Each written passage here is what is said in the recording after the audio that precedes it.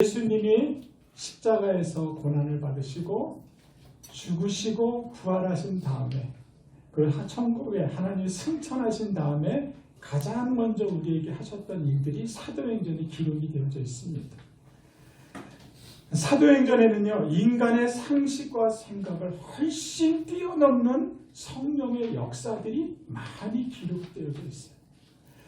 사도행전 2장에 보면요, 예수님께서 승천하신 이후에 제자들이 감람산에서 예루살렘으로 돌아오게 됩니다. 예수님께서 말씀하신 아버지께서 너희들에게 약속하신 것을 기다리라고 해요. 성령으로 예수님이 하늘나라를 가시고 승천하신 후에 제자들이 하셨던 일들을 하나예요. 아버지가 약속하신 것을 뭐라고요? 기다리라는 거예요. 그 약속의 말씀을 가지고 120명의 사람들이 모여서 함께 기도할 때에 오순절날 성령이 임했습니다. 전무후무한 성령의 역사가 그때 일어났습니다. 그게 시발점, 성령의 역사의 시점이 그 시점이에요. 사도행전 8장에 보면요, 베드로와 요한이 사마리아로 내려가서 사마리아 사람들에게 안수하며 기도할 당시 사마리아 사람들은 유대인들에게 인간 취급을 받지 못했어요.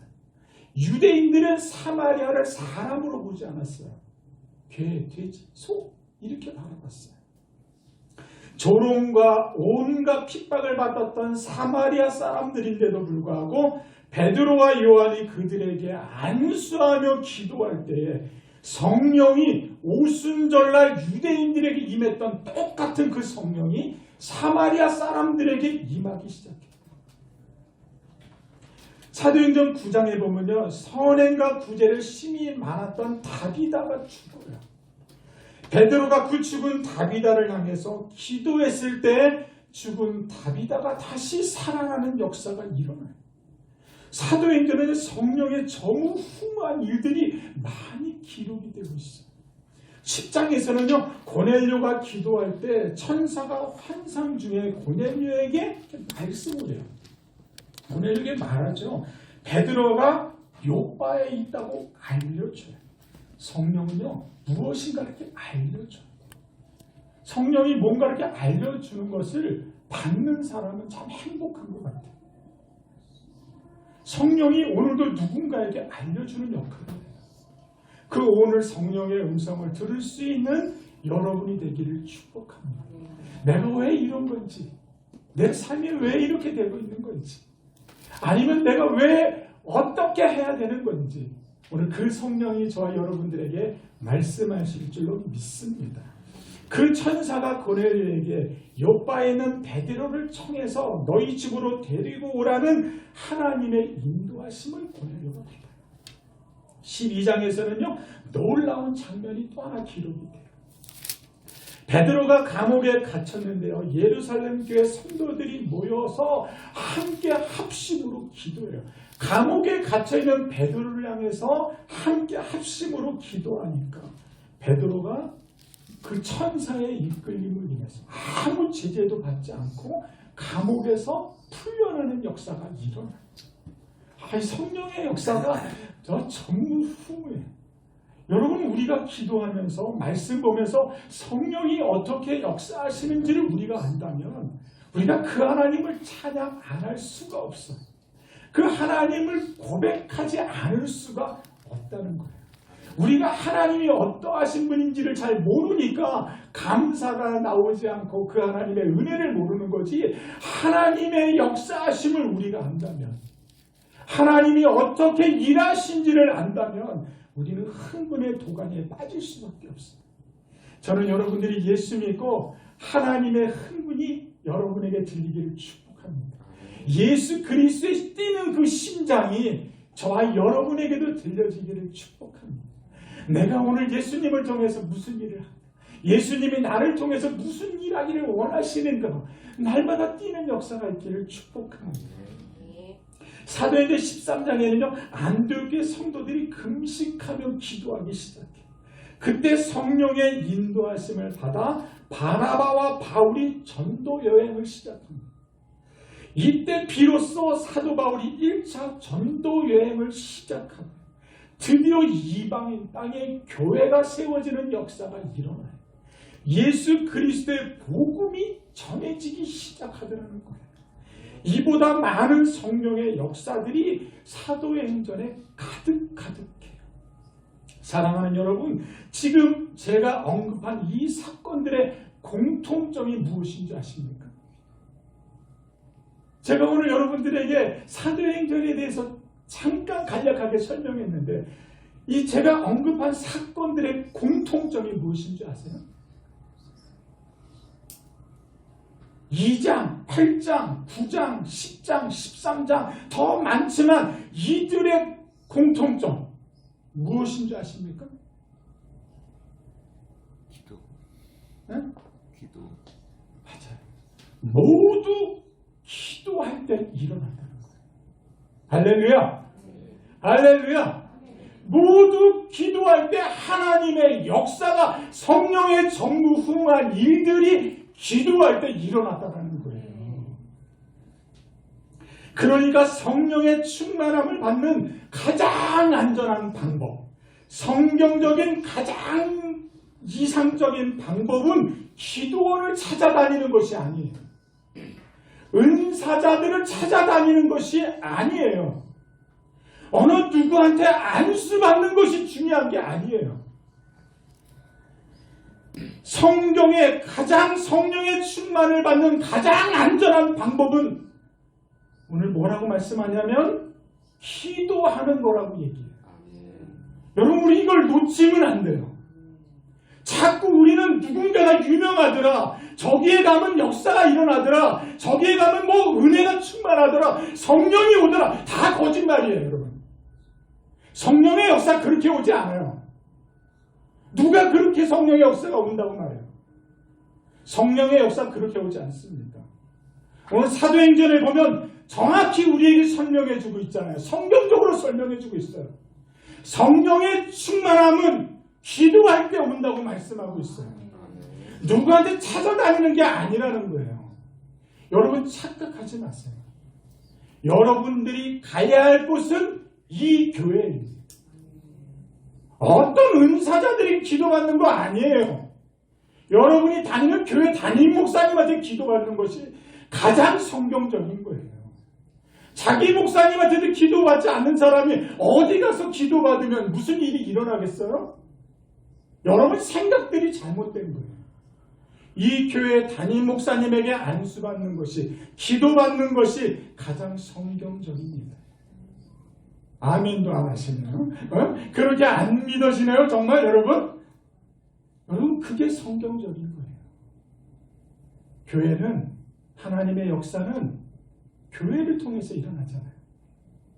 교회를 통해서 역사하는데 하나님 그 교회 지도자로 세우신 목사님을 통해서 역사하기를 원하세요.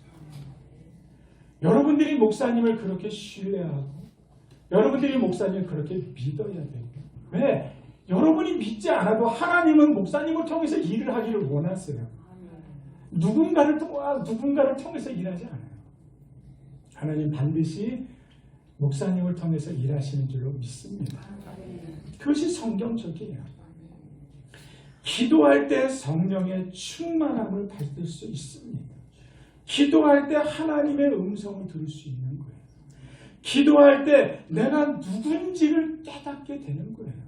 기도해야 겸손하잖아요. 기도할 때 내가 누구인지를 알게 되는 거예요. 기도하는 사람에게 성령의 놀라운 역사가 일어나는 줄로 믿습니다. 하나님은 기도하는 사람을 통해서 성령의 놀라운 역사를 이어가기를 원하세요.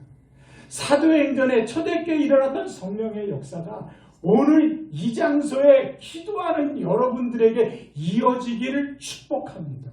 저는 여러분들이 그 일의 선구자가 됐으면 좋겠어요. 지금도 오늘날도 기도하는 사람들에게 성령의 역사는 부어집니다. 성령 충만을 받는 가장 성경적인 방법은 기도예요. 기도. 부활 승천하신 이후 가장 먼저 했던 것은 아버지의 약속을 기다리는 겁니다. 기도하며 함께 교회 공동체를 세워나가는 저와 여러분이 되시기를 축복합니다. 우리 함께 기도합시다. 함께 기도하자고요. 기도해야 하나님의 역사를 알 수 있어요. 기도해야 하나님이 우리 교회를 통해서 하실 일들을 우리가 알 수 있는 거예요. 기도합시다. 그리고 기도해서 교회를 세울 수 있는 우리 모두가 되기를 축복합니다. 누가복음 3장에도 그렇게 똑같이 언급하고 있습니다. 예수님께서 세례 요한에게 세례를 받으시고 기도하실 때 성령이 비둘기같이 임하셨다고 했어요. 그 사건을 기점으로 해서 예수님은 공생애를 시작했고 공적인 사역이 그때부터 시작이 돼요. 사랑하는 여러분, 예수님도 기도함으로 성령을 받아 사역하셨다면 우리가 기도할 이유는 충분하다고 믿습니다. 아멘이세요? 오늘은 분위기가 입술을 탁 다물고 있는 분위기예요.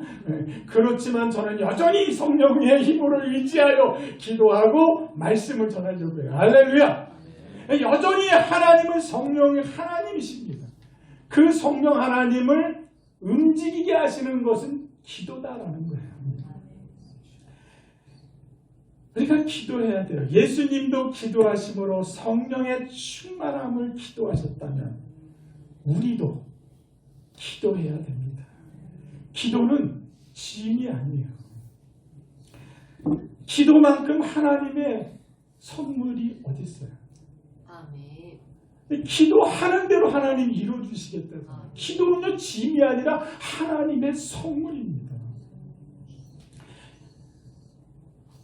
여러분 기도할 때 뭔가 이제 막 앞이 막 가려질 거 있잖아요. 앞이 가려져 있어요. 보이지 않아요. 캄캄해요. 그럴 때 기도할 때 그 어둠의 영이 사라지고 보이지 않는 길이 열려질 때 여러분 마음속에 뭔가 그 주님이 나와 함께 하시는구나 라는 것을 느끼지 않으세요? 그게 기도할 때 이루어지는 거예요.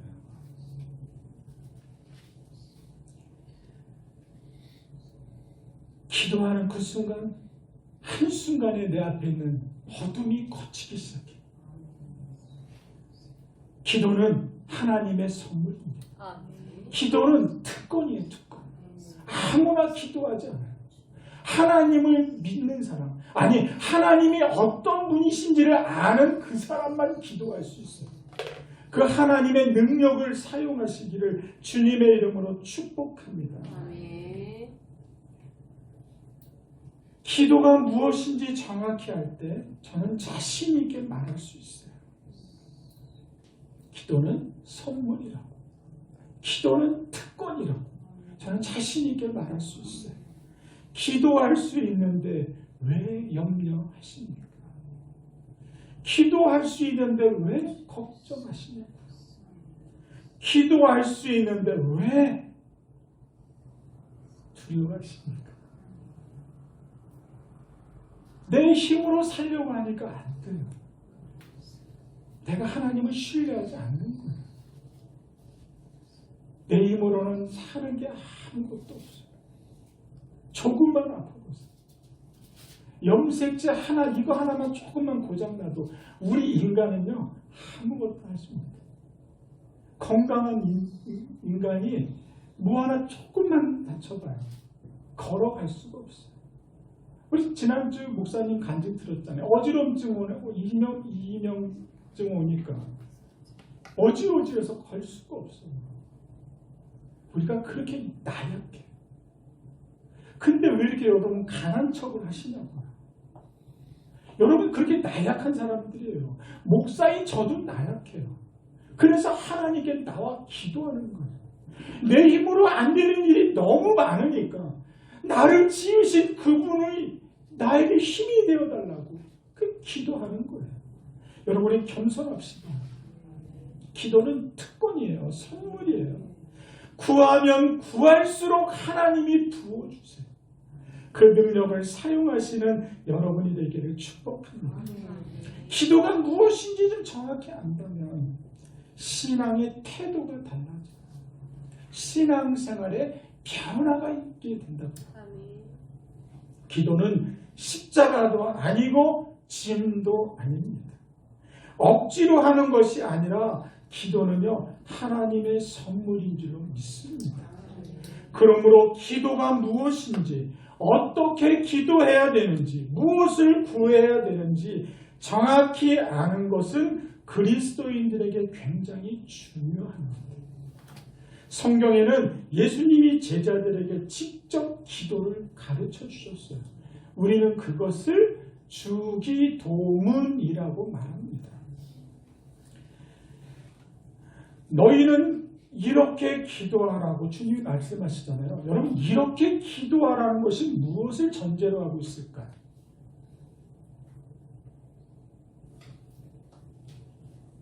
이렇게 기도하라. 무엇을 전제로 하고 있을까요, 여러분?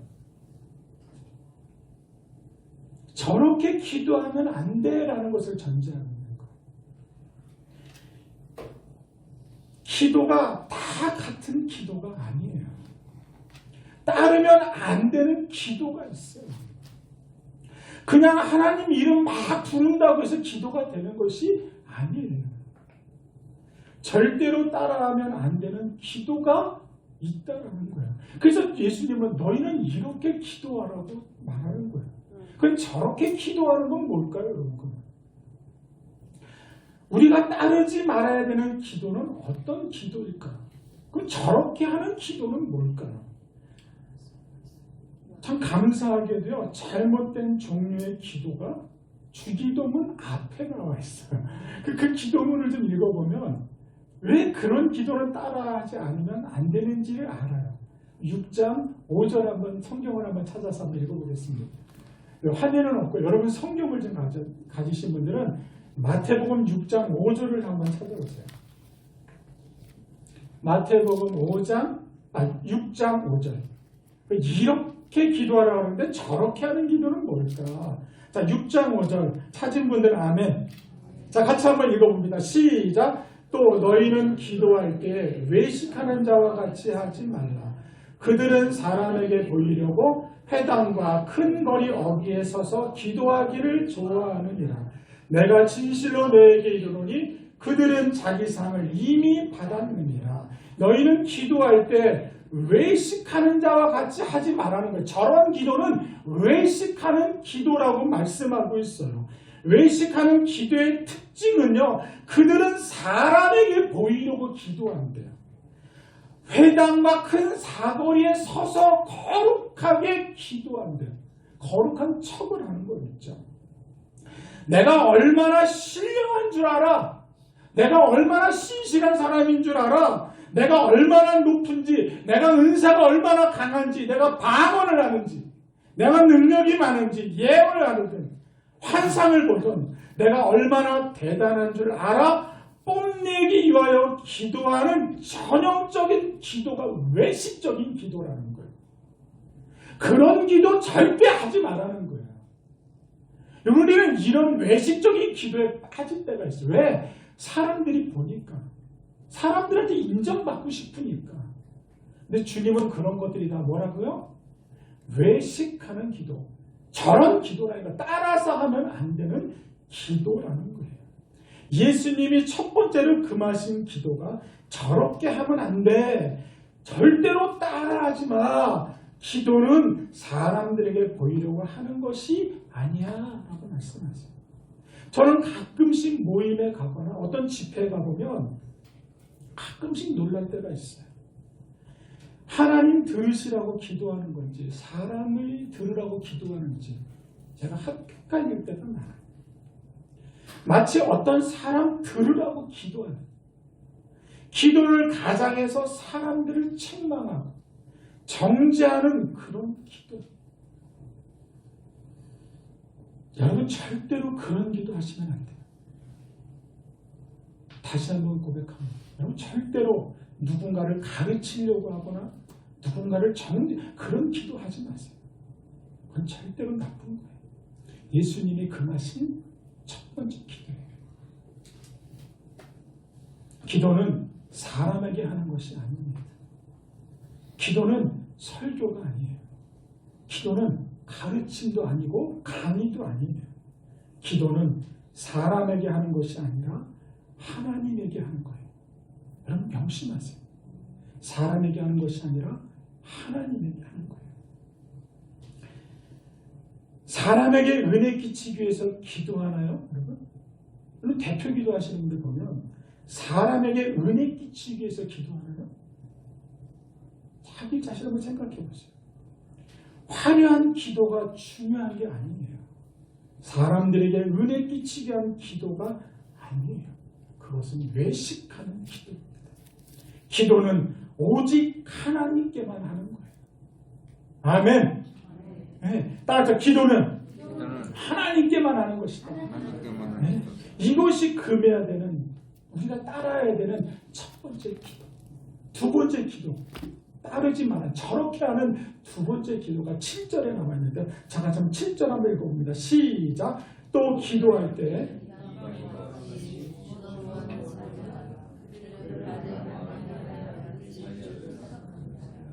두 번째 기도는요, 예수님께서 금지하고 있는 기도는 아무 생각 없이 기계적으로 중얼중얼거리는 거예요.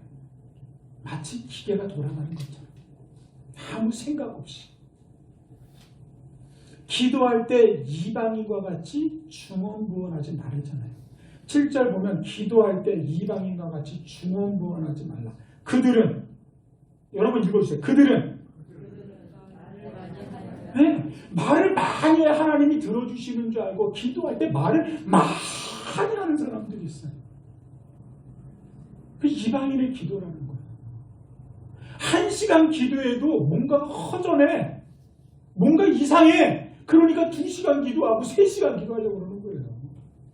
말을 많이 하려고 하는. 기도 1시간, 2시 이렇게 중요한 게 아니라는 거예요. 근데 우리는 이방인의 기도, 서기관과 바리새인들, 이방인들의 기도는 그런 게 기도, 그러니까 많이 하는 거. 여러분 중에 기도가 여러분 다 가고 한 사람에게만 응답 주신다고 말한다면 누가 다 가게에서 다 기도하겠지. 아무도 안 가고. 여러분 그런 기도, 그런 기도들을 그렇게 생각하시면 안 된다는 거예요. 기계적인 언어가 되어버린 거예요. 이방인의 기도. 말을 많이 해야만 하나님이 들어주시라 한다고 하죠.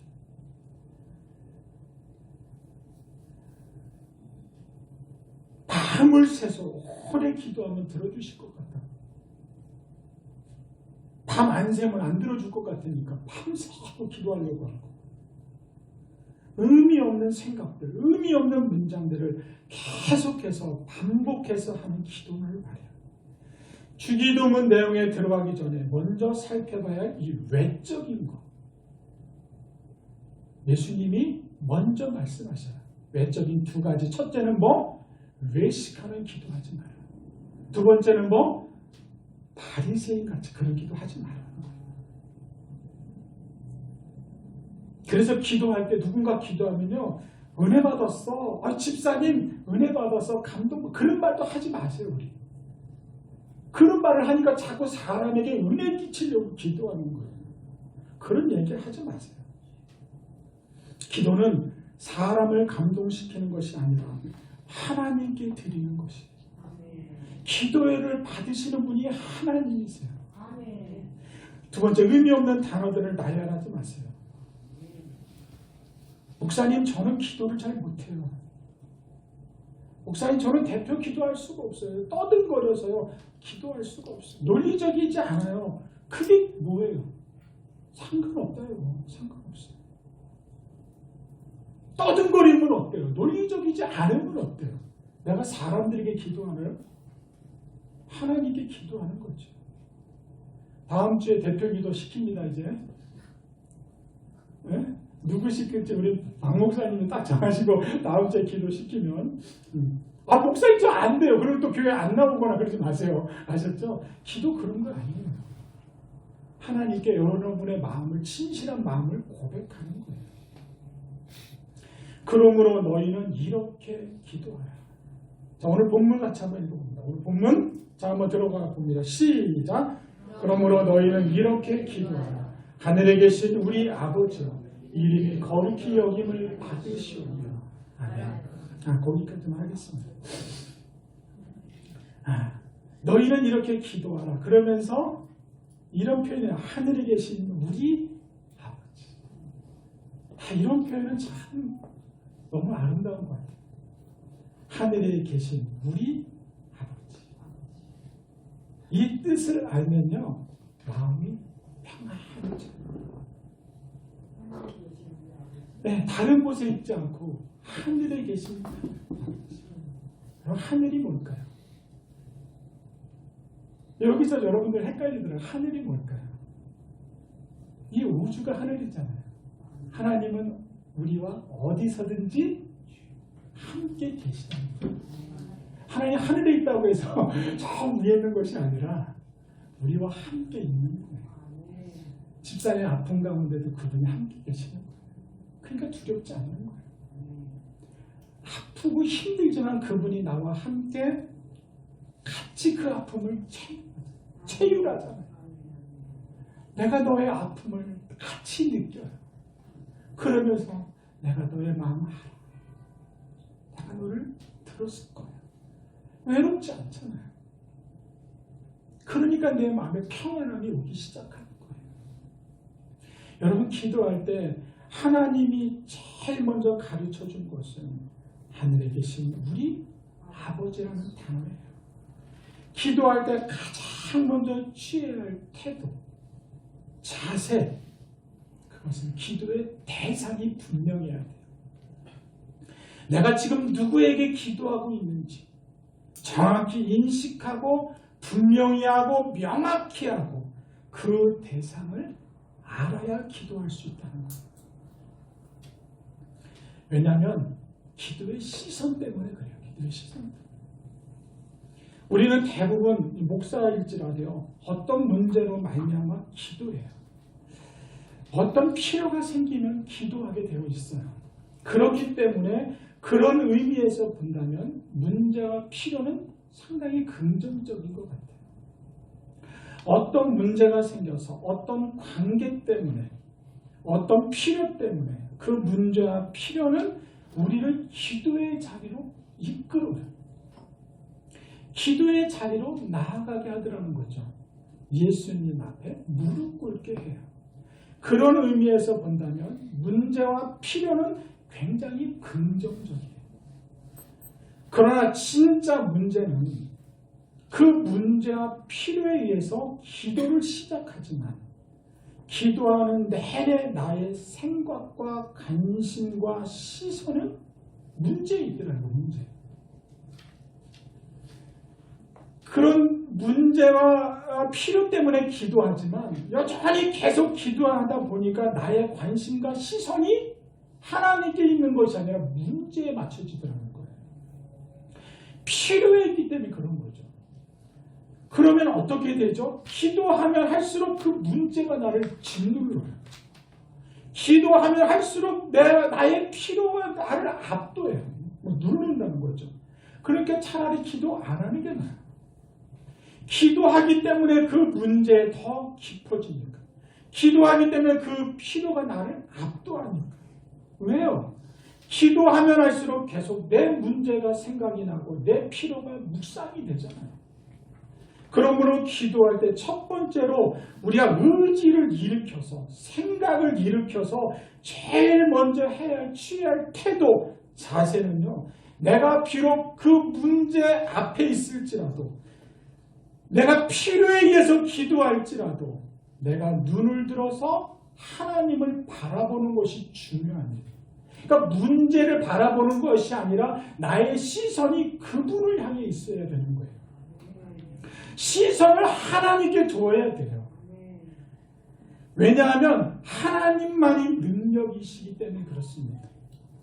하나님만이 내 복의 근원이시기 때문에 내가 문제를 내 필요를 묵상하는 것이 아니라 이 필요와 문제를 묵상하다 보면 거기에 붙잡혀요. 그러니까 계속 기도하게 만들고 어렵게 만들고 힘들게 되는 거예요. 그 어려운 문제에서 나의 시선을 어떻게 하라고요? 하나님께 맞추라는 거예요. 하나님께 포커스를 맞추라는 거예요. 왜? 그것을 치유할 수 있는 분이, 그것을 해결할 수 있는 분이 하나님이라는 것을 고백하는 거잖아요.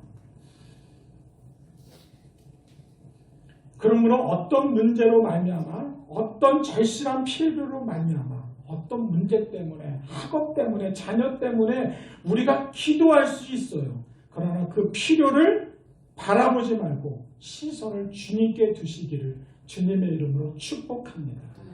어떤 사람들은 이렇게 말해요. 마치 기도의 능력이 있는 것처럼 말을 해요. 여러분 잘 들으세요.